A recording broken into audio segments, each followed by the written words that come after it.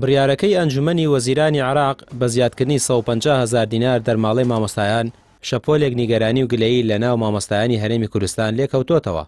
لە پارێزگەکانی عێراق خزمەتێکی شایستەی هاوپیشەکانیان دەکرێت و نیگەرانن لەوەی کە ئەمان نەک خزمەت ناکرێن، مافە سەرەتاییەکانی خۆشیان پێ نادرێت. مای دڵخۆشیە بۆ ئێمە کە پرۆسی پەروەردە لە حکوومەتی ناوەندیدا بەرەو پێشەوە دەچێت، مامۆستایان ڕۆژ بە ڕۆژ ژیان و گوزەرانیان خۆشتر دەبێت، بەڵام ئەوەی کە جیمایی ناخۆشی و مای نیگەرانیە پێچەوانەکە حاڵەتێکی پێچەوانە دەبین لە حکوومەتی هەرێمدا لە کاتێکدا هەمان بودجەیان هەیە، بودجەی خۆیان بەزیادەوەیە، بەڵام دەبینین ڕۆژ بە ڕۆژ پرۆسەی پەروەردە بە شێوەیەکی گشتی بەرەو پوکانەوە دەچوێت و بە تایبەت ژیان و گوزەرانی مامۆستایان لە حاڵەتێکی خراپدایە.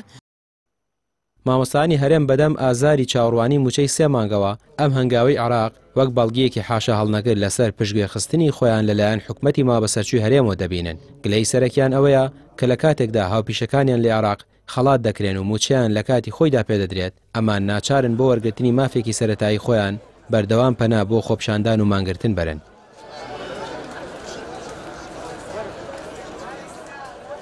یعنی بابەتەکە بابەتێکی زۆر چاوەڕوانکراوە و هەتا ئەوانەی لێرە دەسەڵاتیان بەدەست بێ بەڕاستی پرۆسەی پەروەردە و فێرکردن سیاسەت اقتصاد هەموو ئەمانە لەمە باشتر نابێت کە ئێستا هەیە. بۆی بەڕاستی بابەتەکە لێرە ئەو دژمنکاریی کە دەسەڵات بەرامبەر بە فەرمانبەران و مامۆستایانی خەڵکی هەرێمی کوردستان ئەگرێتە بەر شتێکی تازە نیە و بەڕاستی هیچ شتێکی باشیان لێ چاوەڕوان ناکرێت. بۆیە بەڕاستی هەبێ خەڵکی هەرێمی کوردستان ینی چاوەڕێ ئەوە بێت کە تا ئەم دەسەڵاتە حکومکە هەمان با بڵێن شت چاوەڕێیان بێت.